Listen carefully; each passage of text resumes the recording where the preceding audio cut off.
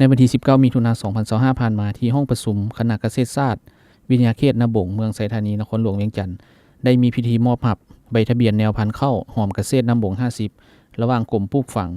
ต่างหน้ากระทรวงเกษตรกรรมและสิ่งแวดล้อมและคณะเกษตรศาสตร์มหาวิทยาลัยแห่งชาติกระทรวงศึกษาธิการและกีฬาภายใต้การร่วมเป็นสักขีพยานของท่านศรีประไพไสสงครามหัวหน้าองค์การกระทรวงเกษตรกรรมและสิ่งแวดล้อมท่านรองศาสตราจารย์ปริญญาเอก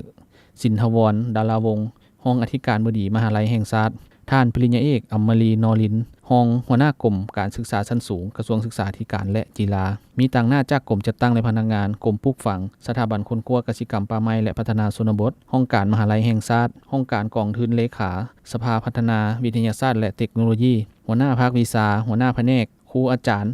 พนักงานบำนาญและนักศึกษาคณะเกษตรศาสตร์เข้าร่วมเป็นสักขีพยานจุดประสงค์การมอบรับในครั้งนี้แม่นเพื่อออกแนวพันธุ์เข้าใหม่ให้คณะเกษตรศาสตร์เพื่อกาเกียมต้อนรับวันสร้างตั้งคณะเกษตรศาสตร์ครบรอบ50 ปีและเพื่อนำใช้ส่งเสริมการผลิตค้ำประกันเสบียงอาหารและผลิตเป็นสินค้าในพิธีท่านปริญญาเอกเพชรมณีแสงสร้างไสยสารรักษาการหัวหน้าสถาบันคนกลัวกสิกรรมป่าไม้และพัฒนาชนบทได้ขึ้นกล่าวประกอบนำเสนอประวัติความเป็นมาของโครงการร่วมมือระหว่างสถาบันคนกลัวกสิกรรมป่าไม้และพัฒนาชนบทกับคณะเกษตรศาสตร์มหาวิทยาลัยแห่งชาติต่อกับแนวพันธุ์ข้าวหอมเกษตรนาบงที่ทนทานต่อการเปลี่ยนแปลงสภาพแวดล้อมโดยเฉพาะแม่นทนน้ำท่วมทนพยาธิใบไม้เป็นแนวพันธุ์ข้าวเหนียวที่มีลักษณะเด่นผลผลิตดีต้นเตี้ยลำต้นแข็งแรงบ่ล้มง่ายเป็นแนวพันธุ์ข้าวสามารถปลูกได้ทั้งนาแสงและนาปีเหมาะสมในทุกเขตเส้นภาคกลางภาคใต้และบางเขตในภาคเหนือของประเทศลาวจากนั้น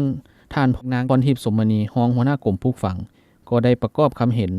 ต่อกับการออกใบทะเบียนแนวพันธุ์พืชส่งเสริมในครั้งนี้หลังจากนั้นก็ได้มอบใบทะเบียนให้คณะเกษตรศาสตร์ต่างหน้ารับโดยท่านรองศาสตราจารย์ปริญญาเอกวรรณพรพุทธนาว่าการแทนคณะบดีคณะเกษตรศาสตร์มหาวิทยาลัยแห่งชาติพร้อมทั้งบรรดาครูอาจารย์นักศึกษาทั้งหมดก็ได้เข้าร่วมเป็นสักขีพยาน